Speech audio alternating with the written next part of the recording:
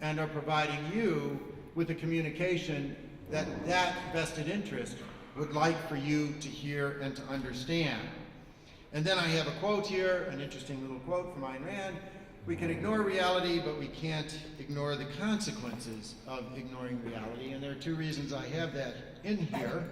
One, which is the fact that you can't ignore game theory if you want, you can't ignore these strategic negotiations, but as you'll see in countries such as Spain right now with the election, strategic negotiations do influence capital market prices. And the other reason, which I'm much, much more proud of, it was my wife's family who brought Ayn Rand to the US. Second thing that we do after identifying, well, first thing is identify the players. And I'll use as a simple example the Eurozone and our use of that as we were investing in Greece over the course of, and we actually did invest in Greece over the course of 2015. And not always, sometimes long, we go long and short when we invest. But the players were the ECB, the IMF, Greece, Spain, Italy, France, Germany, not all of the Eurozone by any stretch of the imagination. These are the relevant players. This game theater has been in place for a long period of time. The IMF wasn't originally in it, but somehow they decided they needed to protect their reputation from prior mistakes, and they decided they needed to build their credibility, so they got involved. Now, strategic negotiation arises when there is both aligned objectives and opposing objectives. If everybody agreed, there wouldn't be any reason to negotiate. If there was nothing but disagreement, there would also be no reason to negotiate. There's only reason to negotiate if there is both agreement and disagreement. And what we've done here is identify the primary and secondary objectives that we saw back in the early portion of last year. And you'll notice a couple things here. Among the objectives is that nearly every player felt pretty strongly that keeping the Eurozone together was a good thing. When I was in Greece at the time doing some research, there was not a political figure or corporate executive that I could come across that was even willing to assume in their strategy that the euro would not continue to exist. So that was an element of cooperation across all the parties, mostly political for the core, but for the periphery, definitely important from the perspective of economics. But there was a lot of difference here. And one of the main aspects of the difference arises from the tremendous growth of populism that we are seeing globally today. Populism being a pushback against a political or corporate elite that the population has come to believe can deliver something that now they believe cannot be delivered. In fact, if you are trying to understand why Donald Trump, and I'm trying to understand it too, just so you know, as an American, is leading the Republican pack, or Bernie Sanders is doing well as a socialist in America, is kind of an oxymoron, but that's okay, is doing well against Hillary Clinton, and why at one point the three frontrunners in the Republican pack were Trump, Ben Carson, and Carly Fiorina. Outsiders. Populism is about not voting for what you like, it's voting against what you hate. And these individuals are outsiders. And it's how you can understand Syriza and Alexis Tsipras on the left in Greece and Marine Le Pen in the Front National in France on the right. So you don't necessarily know which way it will go, but it becomes a bimodal push from the core. But in this instance, it was very important for the core, for Germany in particular, to make sure that populism got no traction in Europe. The Syriza party won, and Germany had to make sure that it was a Pyrrhic victory. It was a Pyrrhic victory. And the reason is it would be disastrous for them to actually win in a strategic negotiation, because think of what that would do in Spain with Podemos, or in France with the Front National, to say that there is value to voting in a party that would like to extricate themselves from the euro or forfeit the debt obligations that they have. So those, from our perspectives, were the objectives. The next thing we do is assess the powers of the players. Powers of the players we always assess as endowment power, coalition power, and risk tolerance. Endowment power is missiles, money, political capital. In the case of Italy, having massive amounts of debt actually gives them political power. So blowing yourself up is always a bad thing.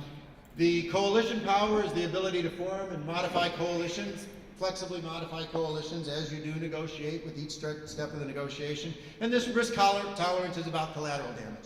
Putin is a great example of risk tolerance. He's willing to risk a lot in the negotiation, and it works very well against Obama, who's not willing to risk anything in the negotiation.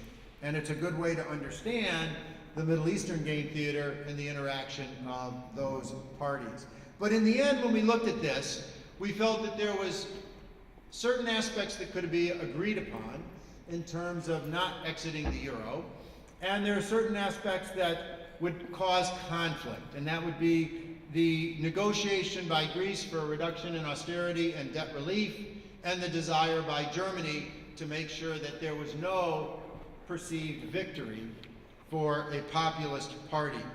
In the end, the implications for something like that are not that it changes fundamental value. It doesn't change fundamental value, but it helps you understand the negotiations and understand where there are bluffs, where there are threats, where there are lies, and the potential implications for your investment process. And in this instance, the implications were, even though EMU equities were quite attractive on a fundamental basis, the negotiation itself would be sufficiently rigorous and painful that it was not worth the risk to take those positions as large as we would if we just responded to fundamental value. So we suppressed the equity positions, and we augmented our short euro exposure as we thought the risk environment would be quite aggressive. Now, if I finally go back here, and I'll go back to this chart and make one last comment before I bring it to a close, and that is, what do we have to look forward to as we look out into the future? And to understand that, I believe you have to understand an aquarium. So what I'll do is ask you to raise your hand, and I'll ask you to keep your hand up if you've ever in your life owned an aquarium with a goldfish or anything. If you've ever had an aquarium, raise your hand. Come on. Come on. Okay, keep your hand up. Keep your hand up. Okay, now keep your hand up. Keep your hand up. If you still have an aquarium. Yeah, about 3 of us, 4 of us. Not many. Well, when I was in my 20s, I had an aquarium. And it was great. I loved it. It was a lot of fun for me, not for the fish. It was a veritable killing zone, unfortunately. And when I would go to buy the fish, you bring them home in those little clear plastic bags.